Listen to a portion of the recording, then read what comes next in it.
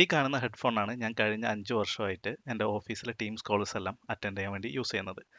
അപ്പോൾ ഇതിന് അറൗണ്ട് 6000 റുപ്പീസാണ് ഞാൻ വാങ്ങുന്ന സമയത്ത് ഇതിൻ്റെ വില. ഇതിൻ്റെ മോഡൽ വന്നിട്ട് പ്ലാൻട്രോണിക്സ് ബ്ലാക്ക് വയർ C320M. ഇപ്പോൾ ഇത് റീനെയിം ചെയ്തിട്ട് പോളി എന്ന ബ്രാൻഡിലോട്ട് മാറ്റിയിട്ടുണ്ട്.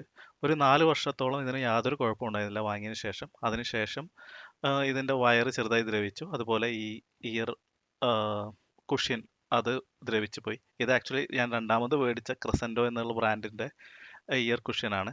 അതിനുശേഷം ഇത് ഇവിടെയൊക്കെ ചെറുതായിട്ട് 5 വർഷം ഒരു 4 വർഷത്തിന് ശേഷം മാത്രമാണ് ഈ ഉള്ള പ്രശ്നങ്ങളൊക്കെ ഇതാക്കാനുള്ളത്. ഇത് വളരെ നല്ല ബിൽഡ് ക്വാളിറ്റിയും ഇതൊക്കെ ഉള്ള ഒരു ഹെഡ്ഫോണാണ്. തീർച്ചയായും നമുക്ക് കൺസിഡർ ചെയ്യാവുന്ന ഒരു നല്ല ഹെഡ്ഫോണാണ്. ഇതിൻ്റെ ഓഡിയോ ക്വാളിറ്റി നിങ്ങൾ ഓൾറെഡി കേട്ട് കാണുമെന്ന് വിചാരിക്കുന്നു. ഞാനിതിൽ ഈ വീഡിയോ തന്നെ അത് ആഡ് ചെയ്തിട്ടുണ്ട്. അപ്പോൾ ഈ ഒരു പ്രൈസ് റേഞ്ചിൽ തീർച്ചയായും കൺസിഡർ ചെയ്യാൻ പറ്റുന്ന ഒരു നല്ല ഹെഡ്ഫോൺ തന്നെയാണ് ഈ ഹെഡ്ഫോൺ. Thank you.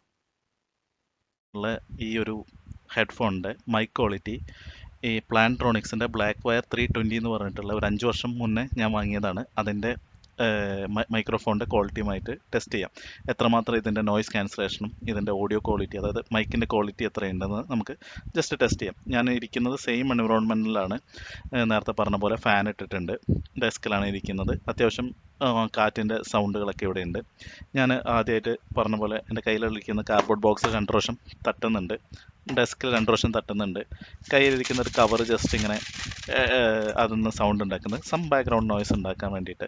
അപ്പോൾ ഇത് സെയിം ഓഡിയോ ക്വാളിറ്റി രണ്ടിനുമായിട്ട് നമുക്ക് ജസ്റ്റ് ഒന്ന് കമ്പയർ ചെയ്ത് നോക്കാം ഏതാണ് ബെറ്റർ എന്ന്.